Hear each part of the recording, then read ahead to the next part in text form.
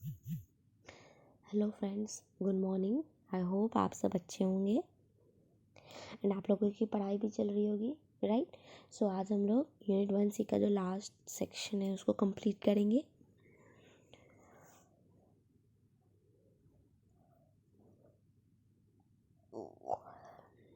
उसके पहले हम लोग एक बार एजुकेशन सोशियोलॉजी ऑफ एजुकेशन आप खुद अपने माइंड में सोच लो क्या क्या होता है ना। रिवाइज कर लो ये क्लास स्टार्ट होने के पहले, ताकि पीछे का आप कुछ ना भूलें। फाइन।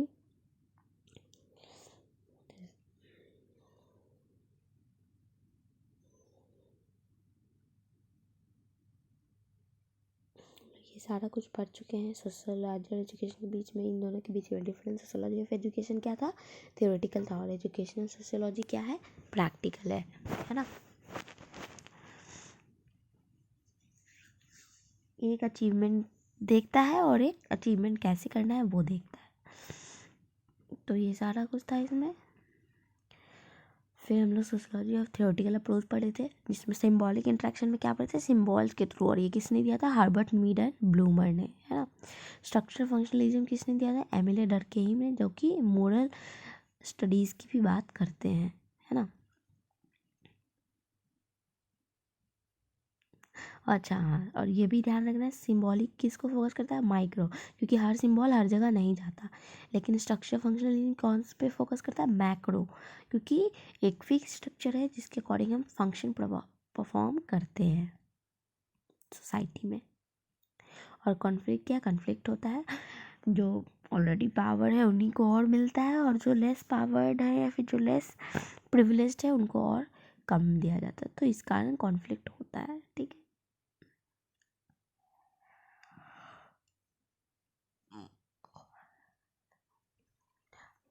ये सोशल इंस्टीट्यूशंस भी हमने देख लिए थे, यहाँ से देखने। फंक्शंस भी उसके देख लिए थे। टाइप्स देखना था, तो टाइप्स में बात करते हैं। सबसे पहला family. Family as a social institution. तो फैमिली क्या है? ग्रुप ऑफ पीपल का कंसिस्ट होता है, किसी न किसी तरह से एक दूसरे से वो रिलेटेड होते हैं। जिसमें सबसे पहला replacement of members. Replacement of members का क्या मतलब यहाँ पे? कि मतलब जो मेंबर्स हैं हमारे फैमिली के अंदर वो रिप्लेस होते रहते हैं एक से दूसरे जगह, दूसरे। जैसे हम लोग फैमिली में इसकी शादी उसके इस सोसाइटी से दूसरी सोसाइटी में उसको भेजते हैं, आइदर वो मैरिज फंक्शन के थ्रू भेजते हैं या फिर किसी भी फंक्शंस के थ्रू। आई मीन टू से कि कोई भी रिचुअल्स परफॉर्म करके हम भेजते हैं, ताकि ये सोसाइटी से उस सोसाइटी या उस फैमिली का भी एक्टिविटी या सोसाइटी का एक्टिविटी सीख सके, तो वो होता है सोशलाइजेशन। यहाँ हम सोशलाइज होना सिखाते हैं। एक ब्रदर और सिस्टर के बीच में कैसे रहना है, फैमिली के साथ कैसे बिहेव करना है, अपने एल्डर्स के साथ कैसे बिहेव करना है, अपने यंगर्स के साथ कैसे बिहेव करना है, ये सब बताते हैं। सोशल प्लेसमेंट, फैमिली की वजह से ही हम अपने सोसाइटी में प्लेस्ड होते हैं, है ना। And care and protection. Care और प्रोटेक्शन भी फैमिली ही प्रोवाइड करती है, क्योंकि सबसे पहला हमारे लिए बेसिक, सबसे पहला सोशल इंस्टीट्यूशन हमारे लिए क्या है? फैमिली। वही हमें केयर देती है, वही हमें प्रोटेक्ट भी करती है।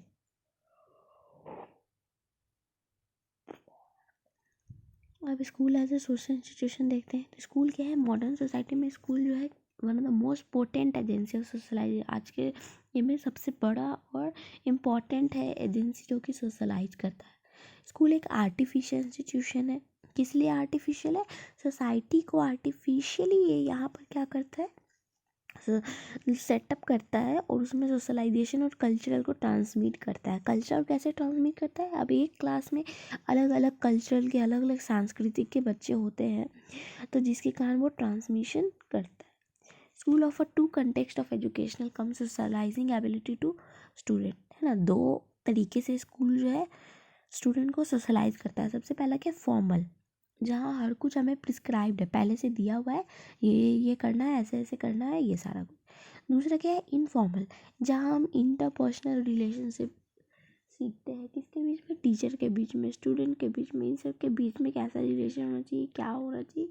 यानी ये हमारे सिलेबस में नहीं है, लेकिन हम स्कूल में सीखते हैं, तो ये क्या हो गया? इनफॉर्मल। इसीलिए स्कूल क्या है? नेक्स्ट है family in terms of importance as far as socialization is concerned, ठीक है।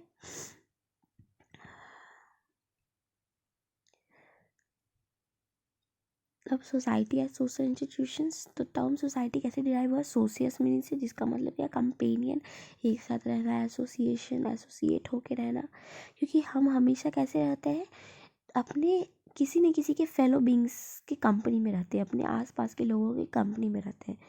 सोसाइटी का मतलब ये नहीं कि group of people, but the complex group of people एक साथ खड़े हो गए तो वो सोसाइटी नहीं, मगर ये कॉम्प्लेक्स पैटर्न है, नॉर्म्स है, जहाँ इंटरेक्शन होता है और उस इंटरेक्शन की वजह से रिलेशनशिप जो है वो अराइज होता है, रिलेशनशिप बनता है, बनाते हैं, ठीक है। जैसे सोसाइटी के कैरेक्टरिस्टिक है लाइकनेस, एक जैसे सब दिखेंगे। डिफरेंसेस क्या है? सब में कुछ ना कुछ लाइकनेस होगा। लाइकनेस इन द सेंस कि अगर मान लेते हैं हम ऐसे सोसाइटी में हमारा ग्रुप है जहाँ सब के सब डांसर है, तो सब डांसर। डिफरेंसेस क्या होगा? कोई मेल मेंबर होगा, कोई फीमेल मेंबर होगा, उनकी चॉइसेस कुछ और होगी, है ना। इंटरडिपेंडेंस क्या होगा? तो इंटरडिपेंडेंस में हम एक दूसरे पर डिपेंडेंट होते हैं, एक दूसरे के हेल्प करते चलते हैं, क्योंकि एक भी सोसाइटी का पार्ट फंक्शन नहीं करेगा तो दूसरा उसकी जगह पे काम करता है। और फिर नेक्स्ट क्या है? कोऑपरेशन। कोऑपरेशन क्या है? हम लोग सब मिलजुल के सारा फंक्शन, सोसाइटी के रोल को परफॉर्म करने का, सोसाइटी को डेवलप करने की कोशिश करते हैं। अब फंक्शन ऑफ सोसाइटी, सबसे पहला हमारा जो बेसिक नीड है वो क्या है? रोटी कपड़ा खाना मकान, उसको फुलफिल करना। लोगों को सोशलाइज करता है, किसी जो भी गोल है हमारे सोसाइटी का उसको अटेन करने में हेल्प करता है। रिप्लेसमेंट रखता है, लेबर का डिवीजन, यानी जो श्रम लेबर डिवाइडेड करता है कि ये काम किसके हिसाब से, ये काम किसका है, सोसाइटी डिसाइड करती है हमारी, है ना। कि भाई नहीं, ये कारपेंटिंग का काम है, कारपेंटर का है, ये टीचिंग का काम है, टीचर का है ना। तो ये कौन डिसाइड करता है? सोसाइटी डिसाइड करता है। रोल एलोकेशन, रोल भी सबको सोसाइटी ही बांटती है कि ये तुम्हारा रोल है, ये उसका रोल है। सिस्टम प्रोडक्शन, चीज़ें प्रोड्यूस भी सोसाइटी में ही होती है और डिस्ट्रीब्यूट भी सोसाइटी में ही होती है। तो ये सब क्या है? फंक्शन ऑफ सोसाइटी है, ठीक है। अब हम लोग बात करते हैं सोशल मूवमेंट। ये यहाँ पे सोशल इंस्टीट्यूशंस तो क्या था फ्रेंड्स, हम लोग ऑलरेडी जानते हैं, उसमें कुछ इंपॉर्टेंट नहीं था। बट अब जो सोशल मूवमेंट है वो हमारे लिए बहुत इंपॉर्टेंट है, राइट।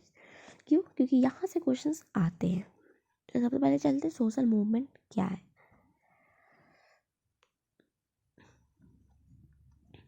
तो सोशल मूवमेंट क्या है? एक पर्पसफुल ऑर्गेनाइज्ड ग्रुप है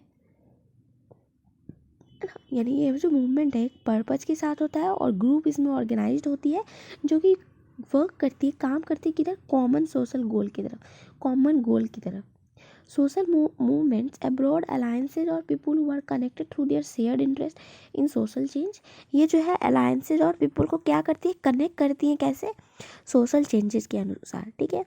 social movements can advocate for a particular social change, but they can also organized to oppose a social change that is being advocated by another entity, जो कि दूसरे entity या दूसरी चीज़ों से एडवोकेटेड होती है, देखी हुई होती है, ठीक है।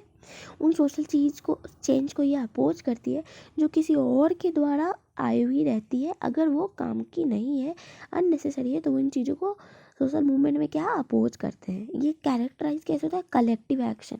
कोई सोशल मूवमेंट किसी एक के द्वारा नहीं हो सकता, कलेक्टिव, सब मिल के ये एक्शन करते हैं। जो कि इनिशिएट कैसे होगा? इनिशिएशन या ऑर्गेनाइज किया जाएगा सस्टेन्ड आइडियोलॉजी, किसी फिक्स्ड आइडियोलॉजी के साथ, जो कि ओरिएंटेड होगा किधर? सोशल चेंज की तरफ, सोसाइटी को चेंज करने की तरफ, ठीक है। यानी हम जो सोशल मूवमेंट है वो ग्रुप में करते हैं, किसी न किसी पर्पस के साथ करते हैं, है ना। और हमारा गोल क्या होता है? एक कॉमन सोशल गोल है जिसको अचीव करना होता है ना। कभी कभी हम ये सोशल मूवमेंट सोशल चेंज लाने के लिए करते हैं, या कभी कभी उस सोशल चेंज जो हुआ है उसको वापस अपने चेंज से हटाने के लिए करते हैं। यानी हम दोनों काम के लिए सोशल मूवमेंट कर सकते हैं, राइट। तो ये था छोटा सा डेफिनेशन समझने के लिए सोशल मूवमेंट है क्या।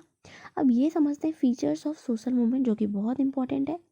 ये पांचों आपके लिए बहुत इंपॉर्टेंट है, इसको नोट डाउन कर लो। सबसे पहला क्या है? ये एक एफर्ट है ग्रुप के द्वारा, यानी कभी भी सोशल मूवमेंट इंडिविजुअल नहीं होगा। It's aim is to bring और register change in the society. इसका एम कि या तो लाएगा सोसाइटी में चेंज, या तो सोसाइटी में चेंज आए उसको रजिस्ट करेगा।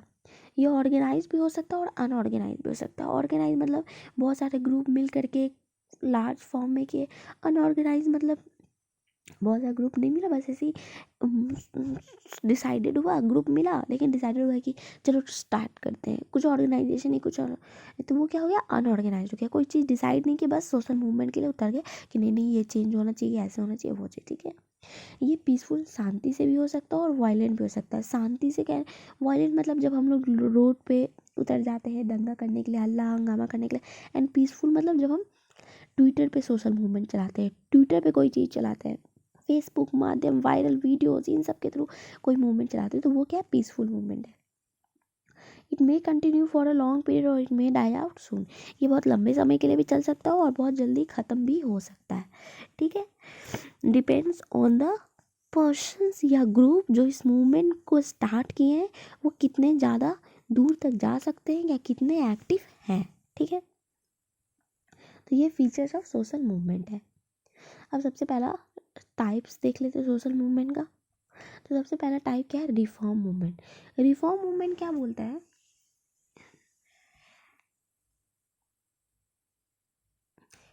कि हमको जो है, मेरा जो रिफॉर्मर है उसको ना चेंज मतलब अच्छे के लिए चेंज करना है, मतलब यहाँ पर रिफॉर्म करते हैं, हम नया बनाते हैं चीज़ों को, रिफॉर्म फिर से उसके फॉर्म में, अच्छे फॉर्म में करते हैं। मान लेते हैं, एग्जाम्पल दे रहे हैं, ठीक है।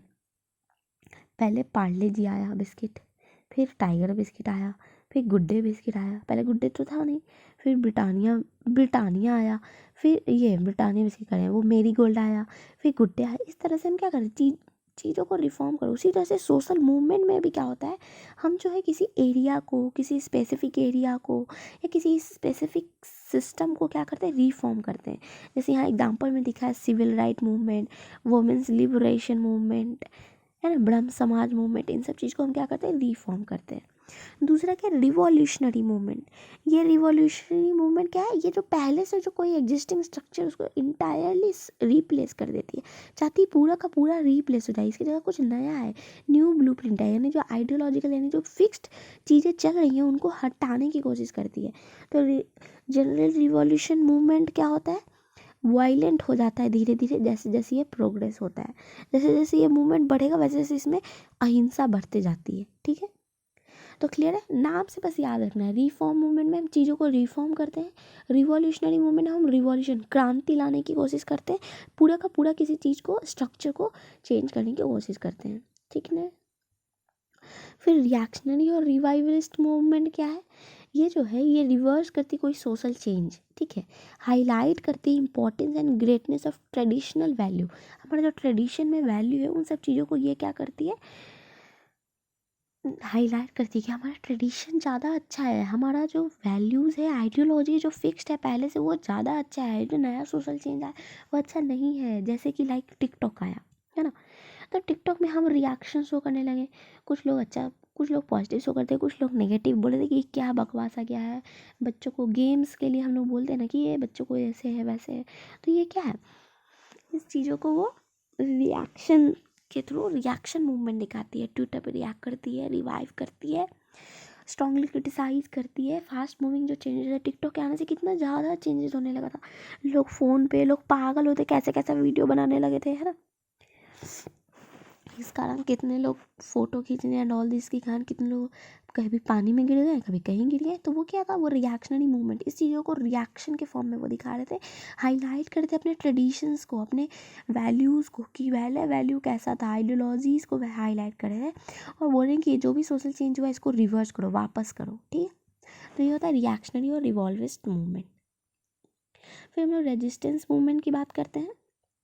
तो रेजिस्टेंस मूवमेंट क्या है, ये मूवमेंट जो है form to resist a change जो already taking place in the society, ये उन चेंजेस को रेजिस्ट करता है जो पहले से सोसाइटी में है, ठीक है, रेजिस्ट कर रहे हैं कि ये सोसाइटी में पहले से उन चेंजेस को ये रेजिस्ट करते हैं, ठीक है, फाइन। लाइक पहले से हमारे सोसाइटी में क्या था, लड़के लड़की में भेदभाव, पहले से हमारी सोसाइटी में क्या था, डिफरेंट डिफरेंट स्टीरियोटाइप्स, आज हम लोग क्या है उन चीज़ों को रेजिस्ट करते हैं। आपको सोचो, अगर आपके घर में बोला जाएगा कि चलो भाई लड़की हो तुमको बाहर घूमने नहीं जाना है, लड़का है चलो ठीक है वो जा सकते, चाहे आप कितना भी आप पढ़ाई कर लो, तो चलो आप अकेले हो, आप अकेले इस मूवमेंट में नहीं ज्वाइन कर सकते, लेकिन धीरे धीरे हर जगह हो रहा है, हर जगह इन स्टीरियोटाइप्स को फॉलो किया जा रहा है।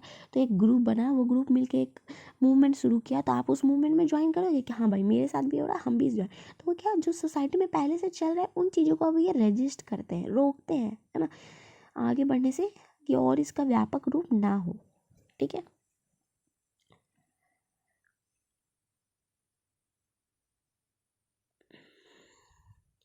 ये क्या है, यूटोपियन मूवमेंट। यूटोपियन मूवमेंट क्या है? यूटोपियन मूवमेंट बोलता है कि यहाँ पे हम सोसाइटी को परफेक्शन की ओर ले जाने की कोशिश करते हैं। मतलब हम कोई भी मूवमेंट हो, ये न्यू टाइप्स के मूवमेंट की बात करता है यूटोपियन, मेनली बोलता है कि मेरा सोसाइटी जो है परफेक्शन की ओर जाना चाहिए, ये नहीं कि डेवलप ना हो करके और गलत तरीके, नहीं, परफेक्ट होते चलना चाहिए। तो परफेक्शन के लिए जो भी ज़रूरत पड़ेगा, जहाँ भी हमें नीड होगा कि हमें कोई मूवमेंट चाहिए, तो there they will do this movement. ठीक है।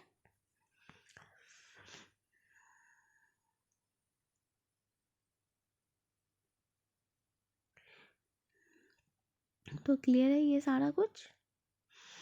अब हमें चलते थ्योरीज ऑफ सोशल मूवमेंट। सबसे पहला थ्योरी क्या है? Relative deprivation theory. इसको यहीं से समझ लेते हैं फ्रेंड, रिलेटिव डिप्राइवेशन थ्योरी।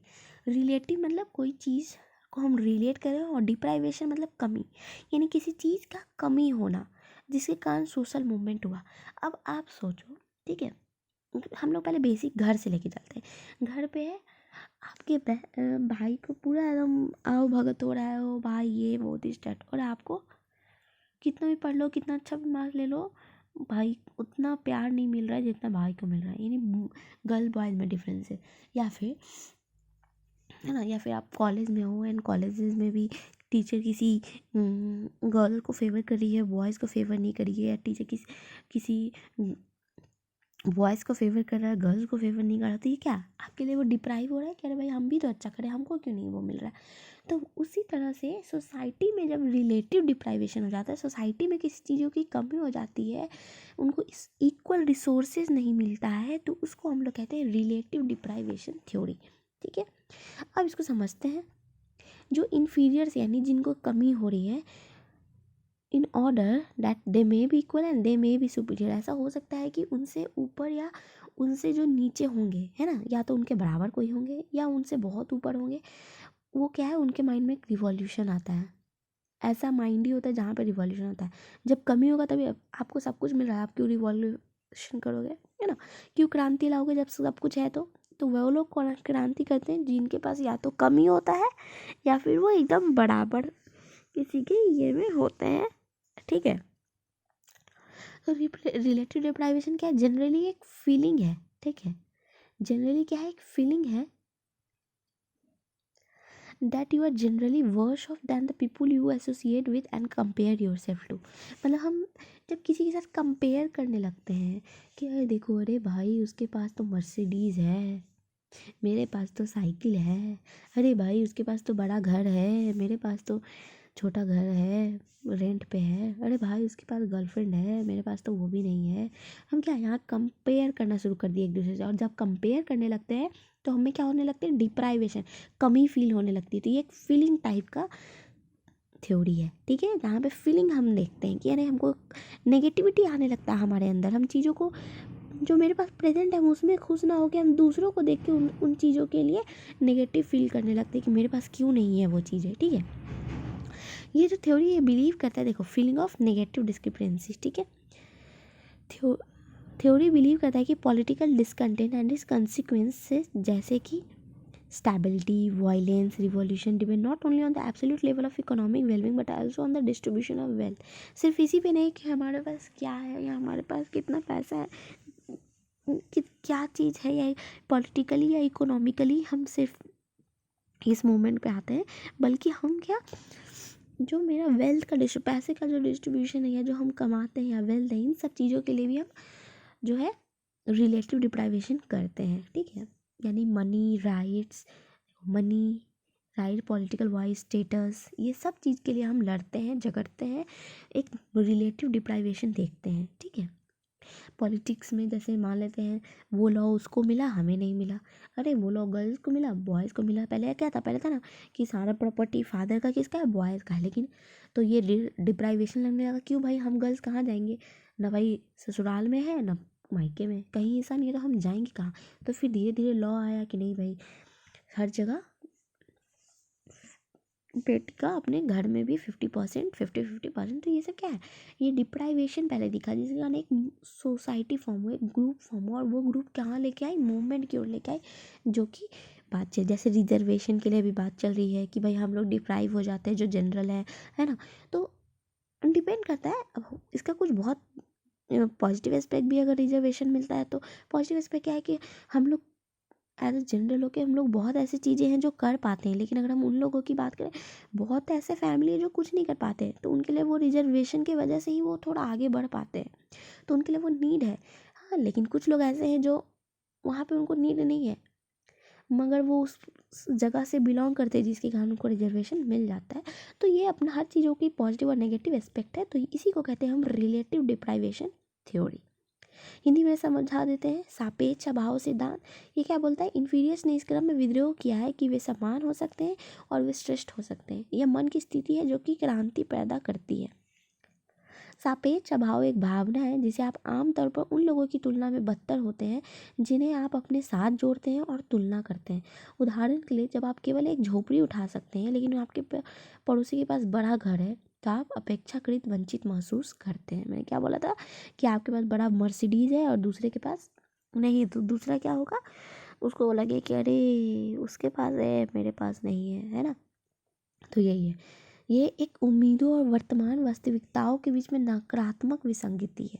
हमारे पास क्या है और हम क्या उम्मीद करने लगते हैं, इसके बीच का नेगेटिव फीलिंग है। ठीक है, जैसे कि सामाजिक और राजनीतिक वैज्ञानिकों द्वारा परिभाषित किया गया है, सापेक्ष अभाव सिद्धांत बताता है कि जो लोग महसूस करते हैं कि वे अपने के लिए आवश्यक मानी जाने वाली किसी चीज़ से वंचित हैं, जैसे धन, अधिकार, राजनीतिक आवाज़, ये सारा कुछ। ठीक है, अब डेफिनेशन ऑफ रिलेटिव डिप्राइवेशन का डेफिनेशन देखते हैं।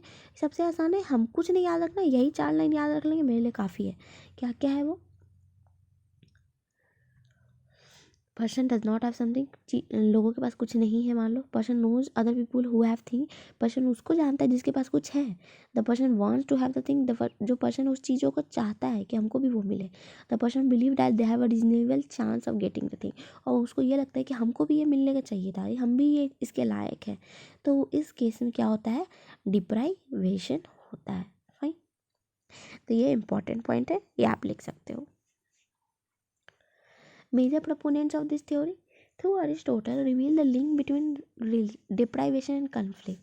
अरिस्टोटल ने कन्फ्लिक्ट और डिप्राइवेशन के बीच में एक लिंक बना दिया। हाँ भाई, कन्फ्लिक्ट भी क्यों हो रहा था, हमें चीज़ों की कमी थी, हमें लग रहा था कि ये मेरे पास भी होना चाहिए, तो वहाँ कन्फ्लिक्ट हुआ। और रिलेटिव डिप्राइवेशन भी क्या वही है। तो इन चीज़ों के बीच में अरिस्टोटल ने क्या बनाया, एक लिंक बनाया। ठीक है, और जो टेड गर थे, ठीक है, ये प्रोमिनेंट प्रोपोनेंट हैं, जो इसके प्रस्तावक है रिलेटिव डिप्राइवेशन के। ठीक है, और ये यूनिवर्सल अजम्पशन है, मतलब ये पहले से माना गया है क्या कि जो चीज़ें की कमी के कारण या रिसोर्सेज की कमी के कारण, इनइक्विटेबल बराबर डिस्ट्रीब्यूशन नहीं होने के कारण जो है एक वायलेंट रिबेलियन होने लगता है। ठीक है, अब वो कैसा हो सकता है, पॉलिटिकल रिवायलेंस भी हो सकता है, पॉलिटिकल मूवमेंट भी हो सकता है। ठीक है, डिपेंड्स करता है। तो रिलेटिव डिप्राइवेशन मैंने पहले ही क्या बोला, कलेक्टिव और द मास ऑफ पीपल के द्वारा होता है। कोई भी मूवमेंट जो ऐसे होता है, मेजर आर्गुमेंट्स क्या थे ट्रेड करके कि रिलेटिव डिप्राइवेशन कब होगा, जब एक्सपेक्टेशन जो है कांस्टेंट हो जाए। ठीक है, और कैपेबिलिटी घट जाए, मतलब भाई हमको मर्सिडीज चाहिए, ठीक है, और मेरा कैपेबिलिटी क्या है, मेहनत नहीं करना है, बैठे बैठे मर्सिडीज चाहिए, बड़ा आना। कहाँ से आ रहे हो भाई, मर्सिडीज वाले के पास ये भी तो देखो ना कि वो कहीं ना कहीं से मेहनत, चोरी भी क्या होगा तो भाई मेहनत से चोरी किया है, और हम क्या बैठे बैठे घर में बैठे बैठे मिलेगा नहीं। तो वही कह रहा है, क्या बोल रहा है, एक्सपेक्टेशन कांस्टेंट हो जाती है कि नहीं हमको चाहिए तो मर्सिडीज चाहिए, उससे नीचे बातें नहीं करेंगे, लेकिन कैपेबिलिटीज़ है ही नहीं। या कभी कभी ऐसा हो जाता है कि एक्सपेक्टेशन और बढ़ने लगता है, भाई मर्सिडीज भी नहीं चाहिए अब तो, और भी पता नहीं क्या बड़ा कार ही होगा वो चाहिए, या फिर जैसे होता ना, किसी के पास एक गर्लफ्रेंड, एक से काम नहीं चलता, एक्सपेक्टेशन और सुंदर चाहिए और बड़ी सारी चाहिए, लेकिन कैपेबिलिटी है ही नहीं, हम अच्छा काम ही नहीं है ना, कैपेबिलिटी नहीं है, मतलब पढ़े लिखे नहीं है, बेवकूफ़ हैं, इडियट है, नॉनसेंस है, कौन सी लड़की मिलेगी भाई, बताना जरा, है ना। तो वही है, एक्सपेक्टेशन बढ़ता जा रहा है, कैपेबिलिटी घटता जा रहा है, या फिर एक्सपेक्टेशन बढ़ता जा रहा है और कैपेबिलिटी वहीं का वही है। ठीक है, मतलब मर्सिडीज चाहिए चाहिए चाहिए, और कैपेबिलिटी क्या है कि हम छोटा मोटा काम करके कुछ 2-4 रुपया करके दिन भर का खाना खा लें। तो ये है, तभी हमें रिलेटिव डिप्राइवेशन होता है। तो ये 3 चीज़ ध्यान में रखना है। ठीक है, फिर जो टेडगर हैं वो बोले, increase expectation without increase in level of capability. जब ऐसा हो जाता है कि एक्सपेक्टेशन बढ़ने लगता है और कैपेबिलिटी हमारा नहीं बढ़ता है, तो हमें रिलेटिव डिप्राइवेशन होने लगता है, सापेक्ष होने लगता है, जिसके कारण हम वायलेंस, अहिंसा की ओर बढ़ जाते हैं। ठीक है, तो और इसी कारण जो है ये रिलेटिव डिप्राइवेशन होता है।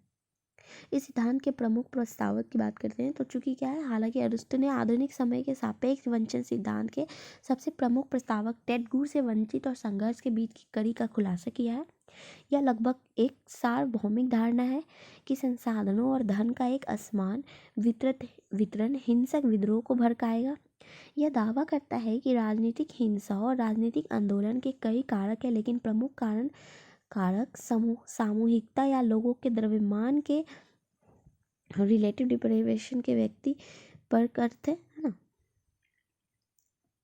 सापेक्ष अभाव तब हो सकता है जब उम्मीदें स्थिर रहें लेकिन क्षमताओं में गिरावट होने लगती है। उम्मीदें बढ़ती है लेकिन क्षमताएं घटती है, और क्षमताएं बढ़ने पर उम्मीदें बढ़ती हैं।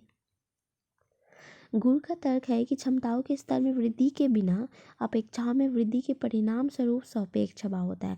हम क्षमता तो बढ़ा रहे हैं कि स्तर में कोई वृद्धि नहीं कर रहे, लेकिन अपेक्षा बहुत बढ़ाते चल रहे हैं, तो वो क्या है, हमें अभाव ले आता है, जिसके कारण जो है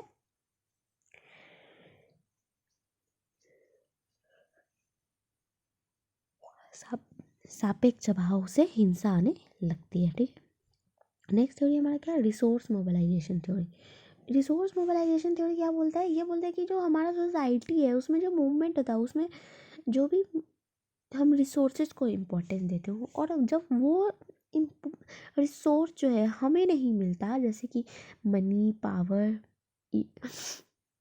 नॉलेज, सॉलिडिरिटी, लेजिटिमेसी, है ना, ये सब चीज़ हम लोगों को नहीं मिलता, मतलब इंटरनल एक्सटर्नल सपोर्ट नहीं मिलता, तो हम इस मूवमेंट की ओर बढ़ने लगते हैं, ग्रीवियंसेस कंप्लेन करना शुरू कर देते हैं हमारे रिसोर्सेज के लिए, और एक्शन लेना शुरू कर देते हैं। ठीक है, लाइक ये सामाजिक आंदोलन के विकास और सफलता में संसाधनों के महत्व पर जोर देता है, जैसे ज्ञान, धन, मीडिया, श्रम, एकजुटता, वैधता और पावर से आंतरिक और बाहरी समर्थन को शामिल करने के लिए यहाँ संसाधनों को समझा जाता है। इन सब चीज़ के लिए रिसोर्सेज चाहिए। अगर हमको एक्सटर्नल पावर चाहिए, इंटरनल किसी का सपोर्ट चाहिए, तो इन सब चीज़ के लिए अगर हमारे पास रिसोर्स नहीं होगा तो हम नहीं कर सकते।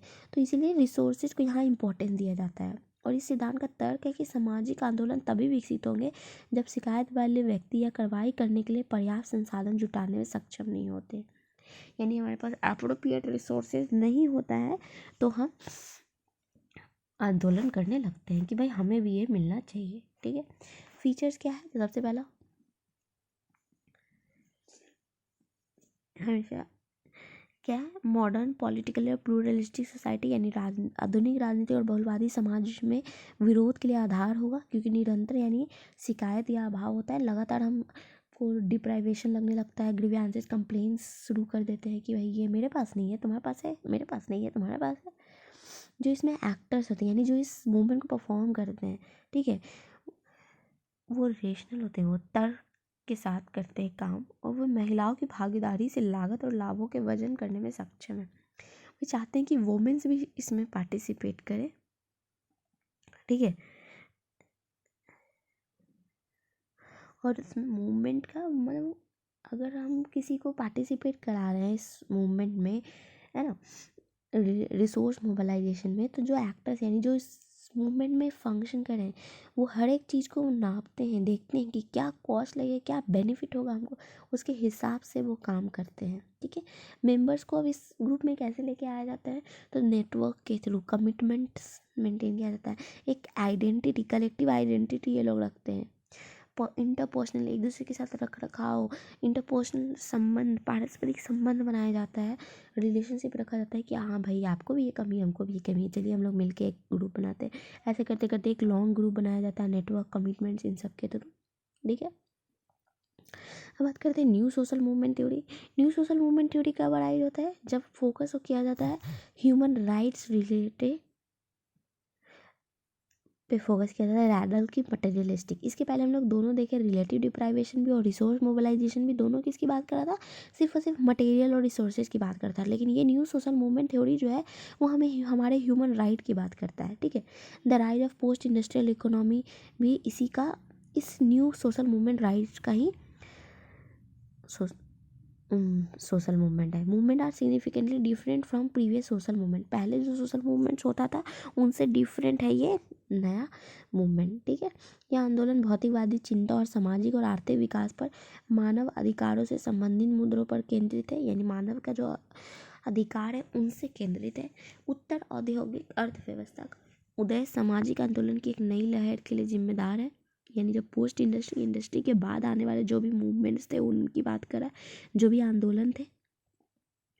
द प्राइमरी डिफरेंस क्या है, is their goal as the new movement focus not on issue of materialistic quality. जो नया मूवमेंट है वो मटेरियल पे फोकस नहीं करता, जबकि economic wellbeing, but on economic wellbeing पे बात करता है, इकोनॉमी की बात करता है, लेकिन किससे बात करता है, ह्यूमन राइट के थ्रू, है ना। यानी कि भाई हमें अधिकार मिला है, मेरे पास पहले रिसोर्स नहीं है, लेकिन वो रिसोर्सेज क्यों नहीं है, ज़रूर हमें यह हक नहीं मिला है, उसको वो हक मिला होगा, हमको वो हक नहीं मिला है, उसके पास वो राइट होगा, मेरे पास वो राइट नहीं है। तो इन सब चीज़ों को वो देखते हैं, यानी राइट, इकोनॉमी का भी डिफरेंस है, वो किसके बेसिस पे देखता है, ह्यूमन राइट्स के बेसिस पे, अधिकारों के बेसिस पे। ठीक है, हैबरनमास ने एलोबरेट किया कि नया जो सोशल मूवमेंट है या न्यू पॉलिटिक्स है वो अबाउट क्वालिटी ऑफ लाइफ, हमारे लाइफ की क्वालिटी कैसे है, सेल्फ रियलाइजेशन, हम अपने आत्मा को खुद रियलाइज करते हैं, आत्मबोध करते हैं, ह्यूमन राइट्स, हमारा अधिकार। जबकि ओल्ड पॉलिटिक्स किस पे फोकस करता था, इकोनॉमी पे, पैसे पे, पॉलिटिक्स, सुरक्षा, इन सब चीज़ों पे ध्यान केंद्रित करता था। ठीक है, और अभी का पॉलिटिक्स क्या है, हमारा जीवन कैसा है, हमारा गुणवत्ता कैसा है जीवन का, व्यक्तिगत आत्मबोध क्या है, मानव अधिकार क्या है, इन सब चीज़ों की बात करता है। ठीक है, पॉलिटिकल प्रोसेस थ्योरी। अब पॉलिटिकल प्रोसेस थ्योरी की बात करें तो ये क्या है, पॉलिटिक्स के अंदर जो प्रोसेस मूवमेंट होता है उसके कारण है। इसका भी तीन तरह का क्या है, कौन कौन सा, इंसर्जेंट कॉन्साइंसेस, ऑर्गेनाइजेशनल स्ट्रेंथ और पॉलिटिकल अपॉर्चुनिटी। ठीक है, सबसे पहले क्या है, इंसर्जेंट कॉन्सियसनेस। इंसर्जेंट कॉन्सियसनेस ये क्या बोलता है कि ये बोलता है कि आइडिया ऑफ डिप्राइवेशन की ओर जाएं और कंप्लेंसेस, तो idea is certain member of society feels like they are being mistreated. कुछ मेंबर ऑफ सोसाइटी जो उनको ये फील होता है कि उनको उनके साथ अच्छा व्यवहार नहीं गलत व्यवहार किया जाता है, उनके साथ सोसाइटी जो है अनजस्ट है, अन्यायपूर्ण है, जस्टिस नहीं है उनको मिला है। और ये जो कलेक्टिव सेंस ऑफ इनजस्टिस है ये मूवमेंट लेके आता है, मेंबर को फील कराता है कि हमें अपने जस्टिस के लिए, हमारे लिए गुड ट्रीटमेंट के लिए हमें ये मूवमेंट करना होगा। तो इसी को कहते हैं विद्रोही चेतना। ठीक है, यानी अभाव और शिकायतों के विचार को वापस संदर्भित करता है। उनका विचार है कि समाज के कुछ सदस्यों को लगता है कि उनके साथ गलत व्यवहार किया जा रहा है या किसी तरह व्यवस्था अन्यायपूर्ण है। यह अन्याय की सामूहिक भावना है जिसे आंदोलन के सदस्य महसूस करते हैं और आंदोलन संगठन के लिए प्रेरणा के रूप में कार्य करते हैं। ठीक है, दूसरा क्या, ऑर्गेनाइजेशनल स्ट्रेंथ। अब ये बोलता है कि हमें कोई भी प्रोसेस करने के या कोई भी पॉलिटिक्स या किसी चीज़ में भाग लेने के लिए हमें किसी न किसी ऑर्गेनाइजेशन का स्ट्रेंथ चाहिए, तभी हम सफिशिएंट रिसोर्स और स्ट्रॉन्ग लीडरशिप को के थ्रू ये मूवमेंट या सोर्स के मोबिलाइजेशन थ्योरी को हम फॉलो कर सकते हैं। यानी संसाधन जुटाने के सिद्धांत के अनुरूप है कि यह तर्क देता है हम संसाधन को तभी जुटा सकते हैं, रिसोर्सेज को तभी हम इकट्ठा कर सकते हैं जब हमारे पीछे किसी स्ट्रॉन्ग लीडर का या किसी सफिशिएंट रिसोर्सेज का सपोर्ट हो। ठीक है, तीसरा क्या, पॉलिटिकल अपॉर्चुनिटी। पॉलिटिकल अपॉर्चुनिटी यानी राजनीतिक अवसर कैसे मिलता है, तो राजनीतिक बहुलवाद को बढ़ाना, पॉलिटिकल प्लुरलिज्म को हम बढ़ाते हैं, वल्नरेबिलिटी हो जाता है हमको इन चीज़ों का, भेज देता हूँ, ठीक है। डिक्लाइनिंग इफेक्टिवनेस ऑफ रिप्रेशन, दमन की प्रभावशीलता में कमी, रिप्रेशन कमी होने लगता है, ठीक है। और ऑर्गेनाइज्ड अपोजिशन का सपोर्ट, कोई अपोजिशन है उसका सपोर्ट मिलने लगता है, तो ये सब क्या है हमारे लिए, पॉलिटिकल अपॉर्चुनिटी है, ठीक है। तो इसको हम लोग कहते हैं न्यू पॉलिटिकल प्रोसेस थ्योरी के अंदर हमारा ये सारा कुछ आता है, ठीक है। तो क्लियर है, यानी हम लोग आज क्या क्या देख लेते हैं पहले थोड़ा सा।